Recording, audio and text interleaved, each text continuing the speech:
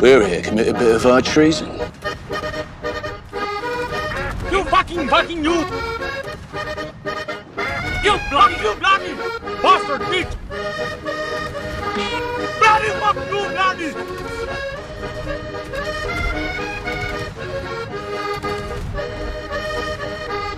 Fucking mother bloody fuck bitch!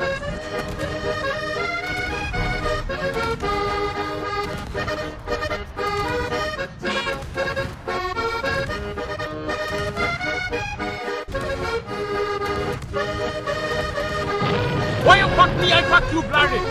Nope.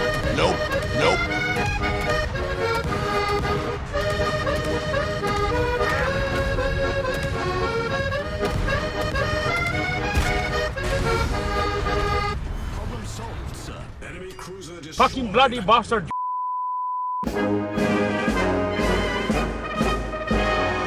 The Druid is a tier 10 British destroyer, most commonly referred as the British cruiser for people that weren't tall enough to play the Minotaur.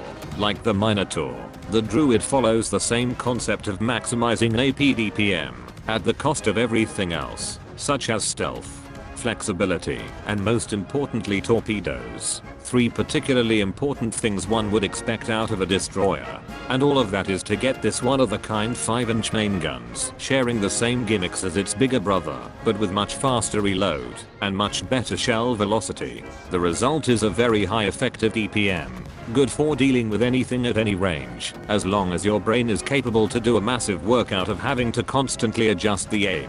But it won't be as difficult as doing it on the Minotaur, and on most other high DPM ships. However, this excellent gun handling comes at a cost, having one of the weakest turret in the game for its size. Expect a lot of incapacitations that drops DPM by half. Sometimes you will lose both guns because RNG hates you, and other times you will have to buy yet another keyboard. I sure hope you do recognize this as a massive skill issue. But even if the enemy missed those turrets, they will certainly won't miss everything around them. This isn't exactly a small destroyer in relation to the size and number of guns it carries, yet the best thing they could do to the rest of the hull is filling them with a few more AA guns that won't do anything. You will take damage, and you will eat a lot of them. Thank the British for their insatiable desire at filling empty spaces with anything but common sense, but at least you can have some of those HP back with Repair Party. Like other British destroyer, it gets the short duration smoke, doesn't last as long but it's enough to get the job done. That's what she said! The main benefit of the smoke is that you can abandon it at any time you want, if you think it has served its purpose. Not many people appreciate the flexibility provided by this type of smoke. It is one of the main reasons why British destroyers were some of the best ships in the game. And finally, it has the long duration hydro, that is designed specifically to hunt submarines. The Druid has exactly one purpose to fill. To create a disunited Europe. To do this, you have to frequently engage the enemy when they least expected it, or from a place that will severely compromise their position. The Druid is capable to deal huge chunk of damage within a short amount of time to almost every ship. Technically, you can just keep using the smoke generator and farm for 30 seconds at a time, but this is such a plebeian thing to do you might as well play the Minotaur for all that matters. What you want to do instead is abusing our favorite map features, but with a slight twist. The Druid is the only destroyer capable to slightly poke around an island, shoot both guns, and still be invisible. This happens because a ship can only be detected if the center of the ship is within direct line of sight of the enemy, ignoring every other point on the ship. Now you can shoot anyone with all of your DPM safely and without the need of a short island or a rainbow ballistic. But of course, this requires someone else to do the spotting. Not a problem. Simply poke around the island to spot for yourself and continue shooting. If the enemy ship noticed you and returned fire, you still have a solid cover that blocks their shell and minimize damage. You create this very narrow corridor with enough angle to shoot only one ship. This way you can prevent other enemy ships from having a line of fire against your position. This is your primary way of dealing damage with the Druid, ruining people's day right after colonizing the nearest island that came into view. Many such cases. That being said, there is still a catch, because you will be pointing your bow directly ahead. Your movement will be heavily constrained to only forward or backward. This can be a concern if an enemy ship is smart enough to go Imperial Japan on your ship.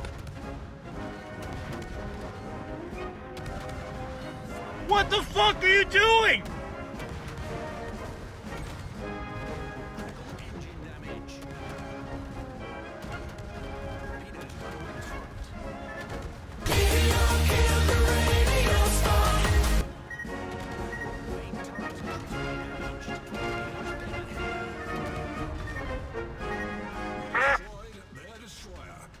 You stupid little To avoid being face-checked, you must remember to always look back. The presence of teammates behind you are required to prevent the enemy from brute forcing their way into your position.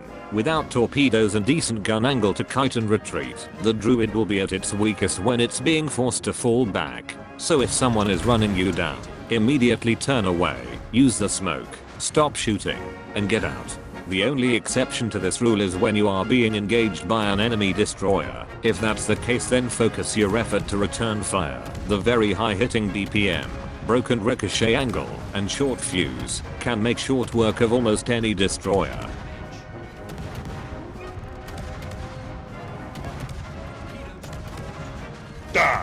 History is written by the victors. Speaking of enemy destroyer, what about hunting them? Moreover, what about spotting the enemy if all you do is abusing island for personal gain?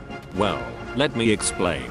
Hunting destroyers isn't the problem for the Druid. The rest of the enemy team, however, will be the one preventing you to do it. So only do this when the enemy team had lost enough ships. As for spotting, you'll be facing a dilemma. Spotting is good for winning, but not good for your performance. This is not a passive destroyer that can launch torpedo from stealth, but it is also not a very active high energy gunboat that keeps everyone busy all the time. Finding the balance between both of them is the hardest part of playing the Druid. Fortunately, we have that figured out already. With the PP pokey tactic described earlier, you get cover, you get spotting, and still have all the DPM necessary for your own performance. Sometimes you can do better if your game has ships that doesn't behave like ships. Keep poking corners until it becomes an actual problem that needs to be looked at. If you want to use smoke to farm damage, make sure to camp outside of it. Very effective against blind fires. And don't forget about the short cooldown, so you can be ready for those tight moments that really requires you to be invisible.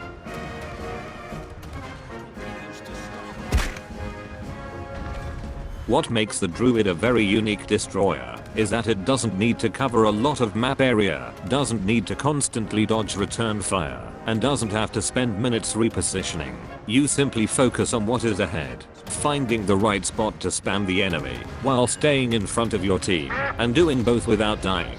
The only thing you should truly be worried about will be everything above you, particularly those disgusting Dutch cruiser that directly counters island campers and has equally broken guns. So if you see one in the open, keep it spotted, and hope that your team shares the same amount of hate towards them. Remember, the key to winning is to disorient the enemy, make their life miserable, and then forcing them to participate in an unwinnable fight. By the way, the Druid is also very capable to feast on many light cruisers, thanks to its AP, but do remember that most light cruisers still carry torpedoes. What did you tell them?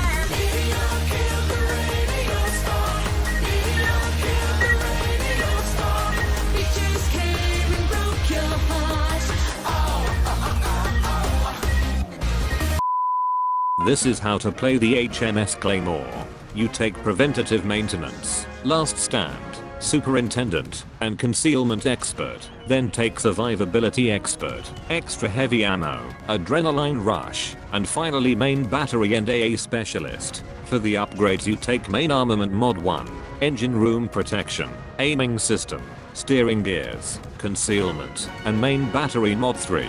The Druid is a great destroyer that many people sleep on, simply because it looks really bad on the brochure, when in practice it is one of the most refreshing ship to play, capable of abusing two important gameplay mechanics, testing your creativity at making the most unfair advantage condition possible, without resorting to easy win consumables or the boring attrition battle. It's not the most flexible, not even a good looking one, but there is a reason why we aren't getting another ship that plays like the Druid. Now go out there and put new hulls on overextending ships. Just remember that it is still subject to the usual destroyer problems.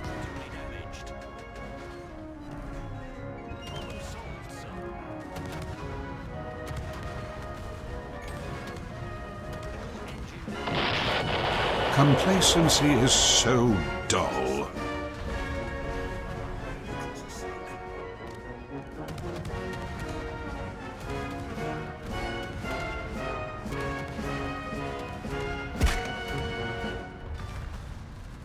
We destroyed their destroyer. God save the Queen! They took the credit for your second symphony, rewritten by machine and new technology.